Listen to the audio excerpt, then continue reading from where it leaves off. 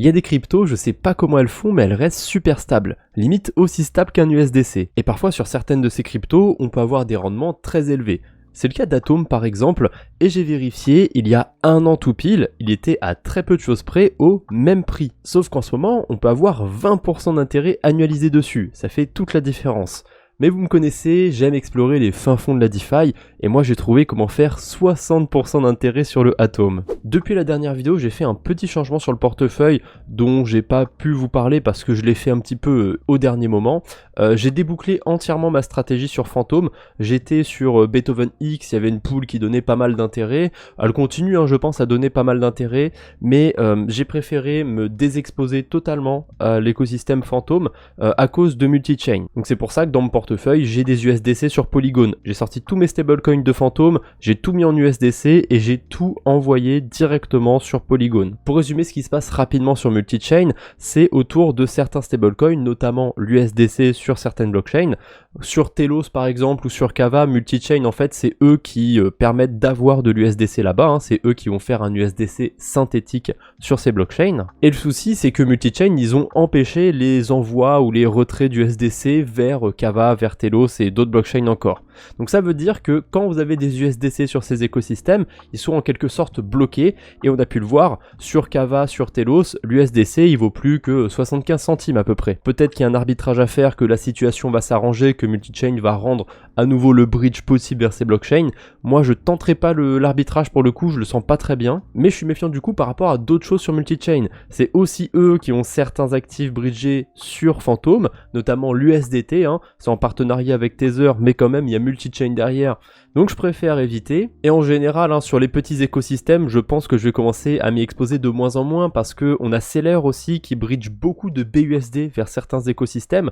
Sur Zcash par exemple, si vous avez des BUSD, c'est bridgé par Celer, donc si un jour Celer a un problème, vos BUSD, peut-être que sur Zcash, ils vaudront plus grand chose. Bon, après, on parle d'un BUSD. Déjà, en 2024, il y a des chances qu'il vaille plus grand chose parce que Binance, ils auront plus le droit d'en émettre. Mais bon, ça, c'est un autre débat.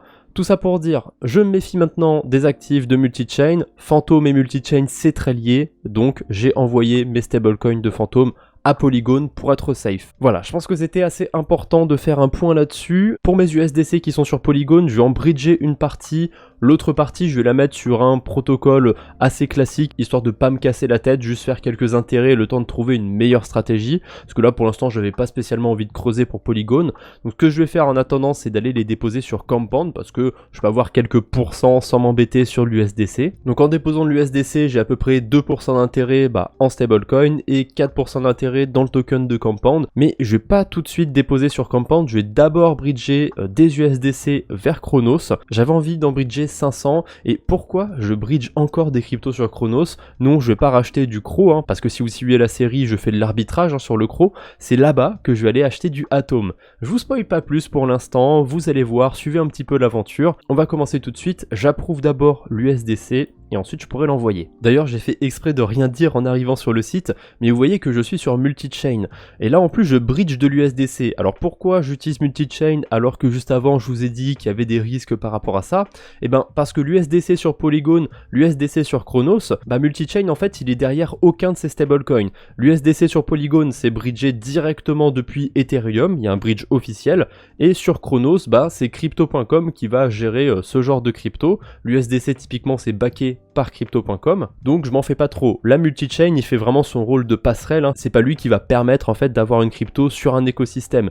Mais par exemple là si je voudrais envoyer des USDC sur Kava ou sur Telos, je peux pas le faire, c'est plus possible. Mais avant on pouvait le faire, tout simplement parce que multi-chain c'est eux qui permettaient d'avoir l'USDC sur ces blockchains. Bref, j'envoie mes USDC sur Chronos et le temps que la transaction passe, on va aller déposer le reste sur Compound. Donc pour déposer des USDC sur Compound c'est super simple, on va sur le dashboard, je clique sur Supply USDC et là je vais tout déposer, j'ai pas peur, on va tout déposer. Comme d'habitude j'oublie jamais, je note mes transactions sur mon tableur, donc là vous voyez j'ai bien déposé mes USDC sur Compound. D'ailleurs je viens de me rendre compte mais je fais plus ma stratégie sur Phantom, donc ça je peux le supprimer, et je suis vraiment pas à jour sur mon tableur. Pareil, la stratégie avec les mailles, ils sont plus du tout sur Arbitrum, je les ai passés sur Moonriver depuis un moment, donc ça aussi je peux le supprimer.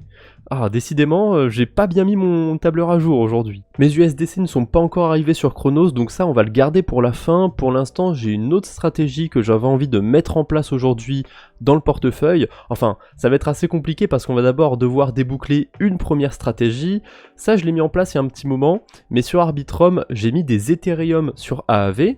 Et par-dessus ces Ethereum, j'emprunte de l'USDC. Ces USDC, évidemment, j'en fais pas rien, je les ai déposés à leur tour sur un autre protocole.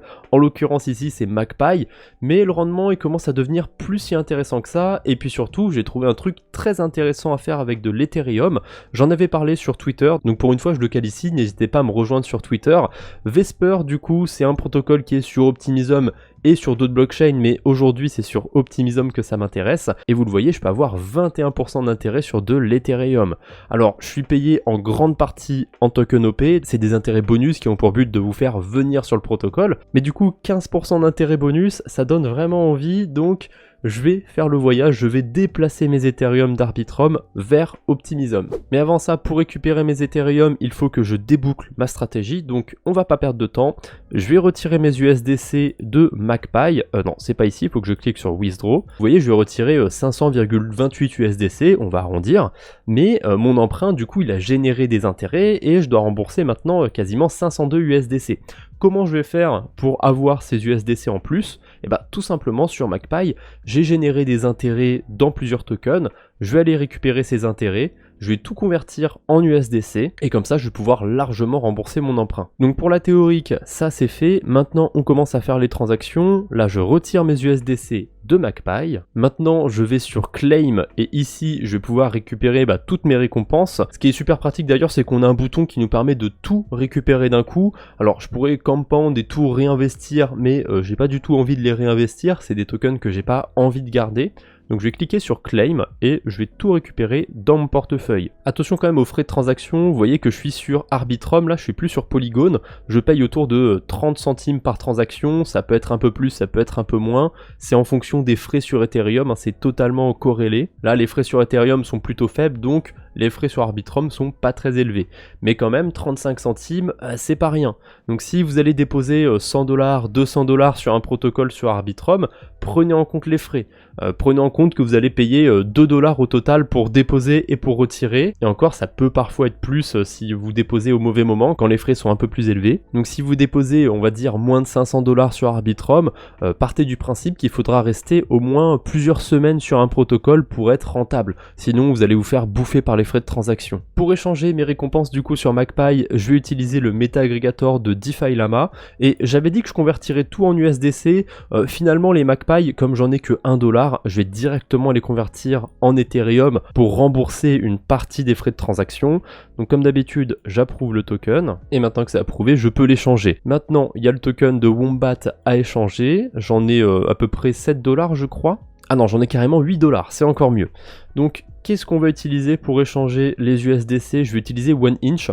J'aime pas utiliser Firebird et OpenOcean parce que la plupart du temps, ils ont des frais plus élevés. Alors si c'est sur une blockchain avec des frais pas élevés, c'est pas très grave. Mais sur Arbitrum, je préfère optimiser et on va passer par OneInch. Voilà, là j'ai échangé mes tokens de Wombat vers de l'USDC. Mais maintenant, je me retrouve avec plus d'USDC que ce que je dois rembourser. Donc, qu'est-ce que je vais faire de ce surplus? Je pourrais très bien le garder dans mon portefeuille et me dire, bon, j'ai quelques gains en USDC, c'est super. Et moi, je vais pas faire ça aujourd'hui. Le surplus que j'aurai, je vais le convertir en Ethereum pour la simple et bonne raison que la stratégie que j'ai faite, en fait, sur Arbitrum, c'était un petit peu une stratégie Ethereum maxi. J'avais déposé de l'Ether et par-dessus, j'ai emprunté une crypto pour faire des intérêts.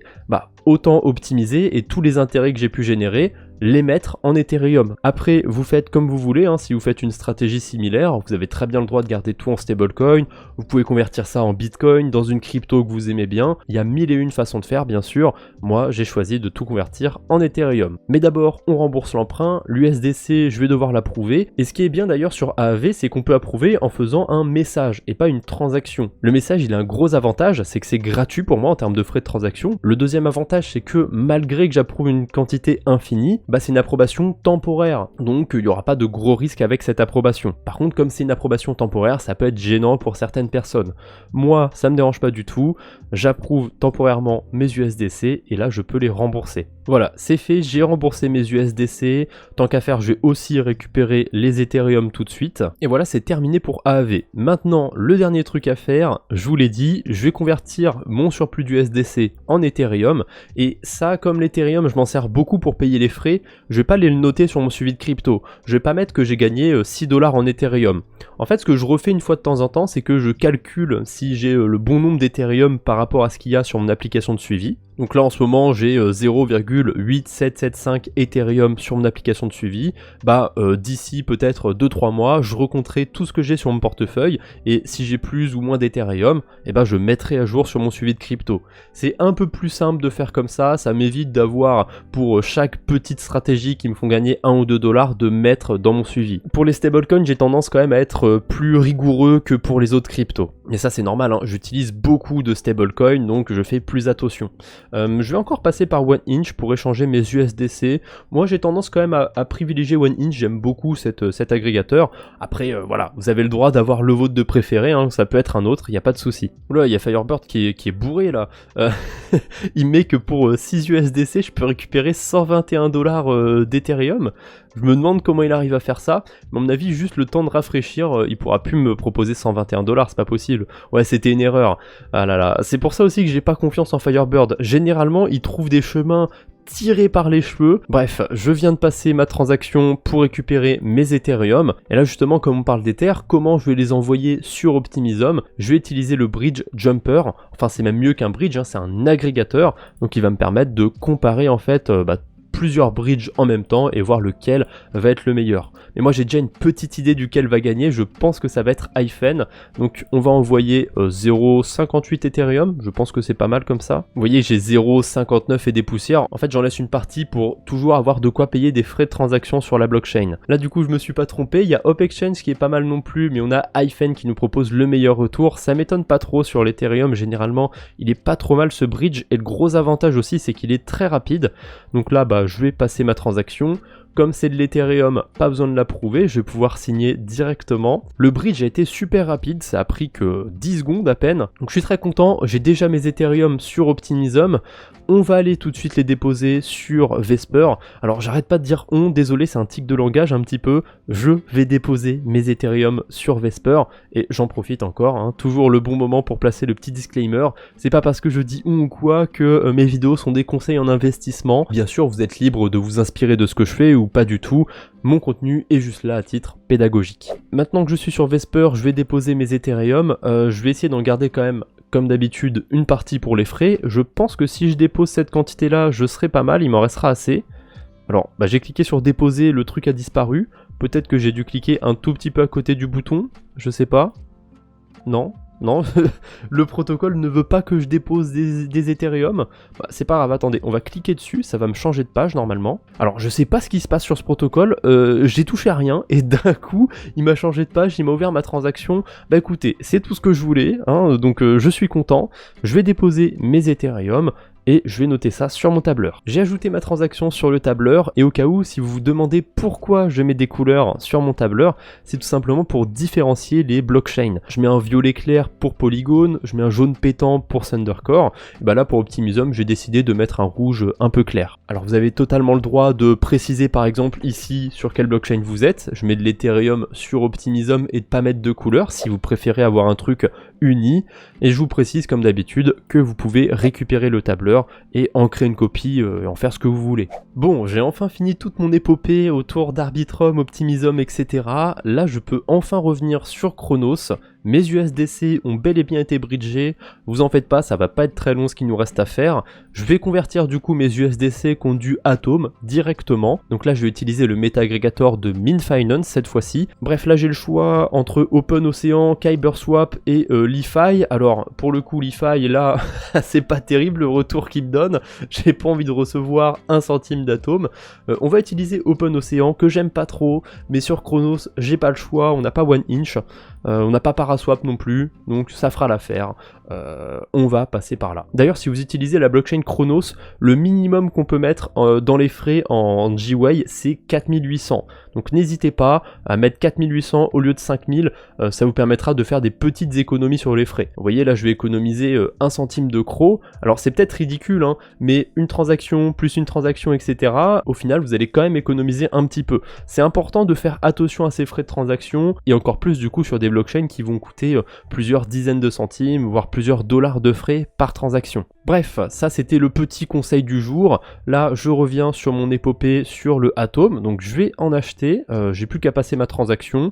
La prévision, elle m'a dit que la même valeur quasiment que ce que j'avais sur Minfinance, donc a priori, OpenOcean ne fait pas de bêtises pour aujourd'hui. Youhou, j'ai échangé mes USDC. Alors, je vais cliquer sur voir le reçu pour noter ma transaction. Comme d'habitude, je pense à tout, je le note sur mon tableur et sur mon suivi de crypto. Mais j'ai pas envie de perdre de temps, donc je vais le noter après. J'ai juste mis la page de côté. Là, je vais aller déposer tout de suite mes atomes sur une pool de liquidité. Pool de liquidité qui me rapporte, vous le voyez ici, 58% d'intérêt. Alors, ça va être essentiellement des intérêts dans le token de Ferro Protocol, hein, donc le FER. Et le souci, c'est que ce token, il y en a 40% qui vont être bloqués pendant un mois minimum. Donc ça veut dire qu'en réalité, je vais pouvoir toucher 36% APR tout de suite, et le reste, ce sera plus tard, un mois après. Et en un mois, le token, son prix, il peut baisser ou il peut augmenter. Donc je préfère partir sur le principe que j'ai 36% d'intérêt sur la pool de liquidité, mais que si tout se passe bien un mois après, eh ben, j'ai bien les 60% APR, éventuellement même un petit peu plus. Alors ça c'est la théorique, et c'est avec la TVL actuelle. Évidemment, s'il y a plein de gens qui se mettent à faire comme moi, à déposer des cryptos sur la pool de liquidité, il y aura beaucoup de TVL, et s'il y a beaucoup de TVL, il y a moins d'APR, parce que il y aura les mêmes intérêts à se partager. On peut le voir en dessous, hein. Il y a 18 000 tokens par jour qui sont émis, mais si d'un coup il y a 2 fois plus de gens, 2 fois plus de TVL qui se partagent les mêmes récompenses, voilà, c'est mathématique, il y a moins d'APR. Alors c'est des petits rappels de base, hein, mais je sais qu'il y a des débutants aussi qui passent sur les vidéos, donc ça fait pas de mal. Puis même pour les gens qui sont un peu plus aguerris. Donc là, j'ai cliqué sur la pool de liquidité, je vais ajouter mes atomes dans la pool. Donc j'ai déposé dans la pool de liquidité, maintenant j'ai mes LP tokens, donc ma preuve comme quoi j'ai bien des cryptos dans la pool de liquidité.